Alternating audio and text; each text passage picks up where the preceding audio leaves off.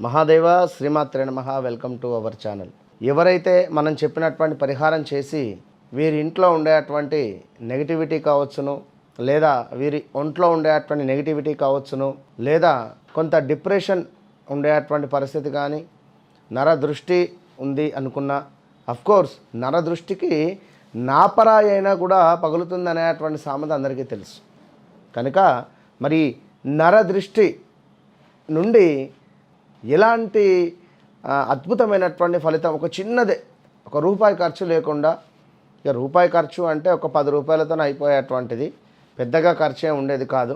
ఇది ఎక్కడికో వెళ్ళి ఏవో పూజలు, ఏవో యాగాలు, ఏవో మంత్రాలు అనేటువంటిది కాకుండా ఎవరైనా కూడా చేసుకునేటువంటి అద్భుతమైనటువంటి రెమెడీ. ఇది ఎవరైతే చేస్తారో వారికి తప్పకుండా కూడా ఇంట్లో అద్భుతమైనటువంటి ఫలితం ఉంటుంది. ఈ గుమ్మడికాయలు కట్టి నరదృష్టికి సంబంధించి అవి ఖరాబ్ అయిపోవడం కానీ, లేదా మామిడి తోరణాలు కట్టి అవి ఎండిపోవడం కానీ, ఇలాంటి అన్నీ కూడా ఎన్నో కూడా అవుతూనే ఉంటవి.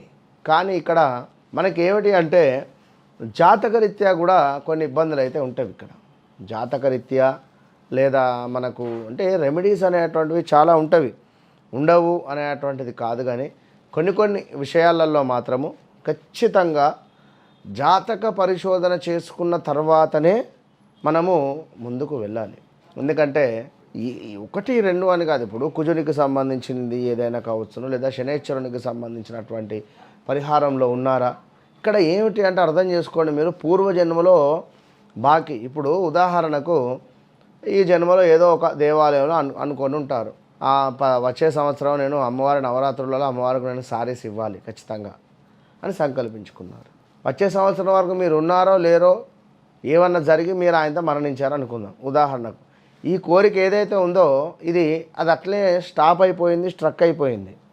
ఇది మళ్ళీ కూడా మరో జన్మలో అయినా కూడా ఈ అమ్మవారికి తప్పకుండా మీరు ఆ సారీసు ఇచ్చేటువంటి విధంగానే మరలా జన్మ అనేటువంటిది ఉంటుంది. ఆ యొక్క చీరలు ఇవ్వడము, అంతటితో మీ జన్మ పరిసమాప్తి అవ్వడము అనేటువంటి పరిస్థితి కూడా ఉంటుంది. ఇప్పుడు ఉదాహరణకు ఎట్లా అంటే ఒక పిల్లవాడు ఉన్నాడు, అంత ఎంత 35 సంవత్సరాలు లేదా 28 నుంచి 30 సంవత్సరాల వరకు ఉన్నాడు అనుకుందాం.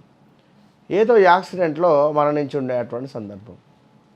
ఎంత కడుపు కోత తల్లిదండ్రులకు. ఇది అర్థం కాక వాళ్ళ అమ్మ కావచ్చును, వారి నాన్నగారు కావచ్చును, ఎంతో బాధపడుతూ ఉంటారు. విన్నరా? అంటే పూర్వజన్మలో మనం ఏం బాధ పెట్టున్నాము కనుక ఈ జన్మలో మరణించి మనల్ని బాధ పెట్టడానికి ఈ యొక్క భూమి మీదకి వచ్చి ఉంటారు.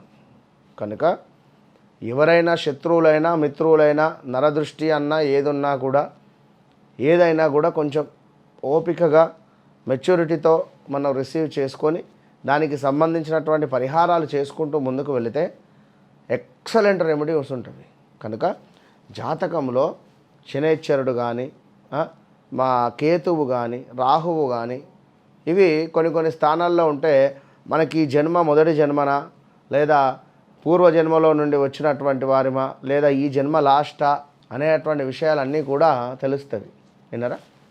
అయితే మరి ఎవరైతే ఇక్కడ ఎరుపు రంగు త్రాడు అంటే కంకణాల దారము మనం ఏ విధంగానైతే తీసుకుంటామో, చేతికి కట్టుకునేటువంటి కంకణాల తాడు, ఈ కంకణాల తాడుకు ఎవరైతే ఒక 9 లవంగాలు, చక్కగా కూడా 9 లవంగాలు ముడి వేసేసేయండి. చక్కగా పువ్వుతో ఉండేటువంటి లవంగాలను అన్నీ కూడా ముడి వేసేసి వీటిని ఇంటి గుమ్మానికి కట్టండి.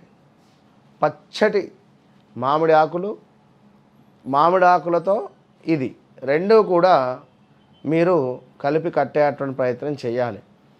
దీంతో పాటుగా మనకు వెనుకటి కాలంలో బాగా ఉండేది అశోక చెట్లు అని చెప్పి, పొడుగ్గా ఉంటుంది. ఎక్కడైనా అశోక చెట్లు ఉన్నా కూడా అశోక చెట్ల యొక్క మనము ఆ యొక్క ఆకులను తెచ్చుకొని కాస్త మన గుమ్మానికి ఇటుకొన్ని వేలాడ తీసుకొని మధ్యలో చక్కగా మామిడాకులు, దీంతో పాటుగా ఈ లవంగాలు గుచ్చినటువంటి ఈ త్రాడు. ఛాలెంజ్ చేసి చెప్తున్నా, ఏదైనా ఒక్కరోజు కనుక మీరు ఈ పరిహారం చేసి చూడండి. దీని తర్వాత ఖచ్చితంగా కూడా మీరు ఏం చేయాలి అంటే ఈ కుదిరితే ఒక 41 రోజులు, ఒక 1 వీక్ టు 21 డేస్ లేదా 31 డేస్, 41 డేస్ ఇట్లా కట్టేసి ఉండనివ్వండి.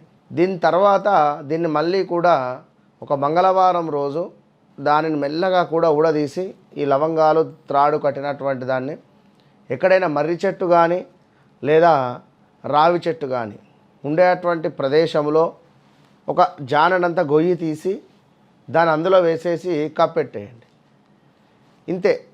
దీనివల్ల ఇక మీకు ఎప్పుడూ నర దృష్టి అని కానీ దృష్టి దోషం అని కానీ ఏది ఉండదు.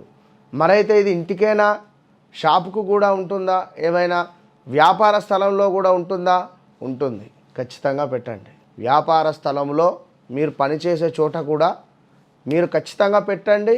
పెట్టి చూడండి. 100% కూడా మీకు వితిన్ 11 to 21 డేస్లోనే మీకు రిజల్ట్ కనబడుతుంది.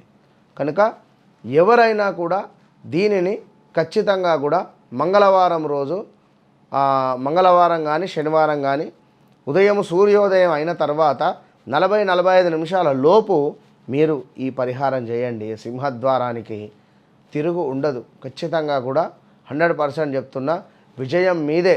విన్నరా? All the best.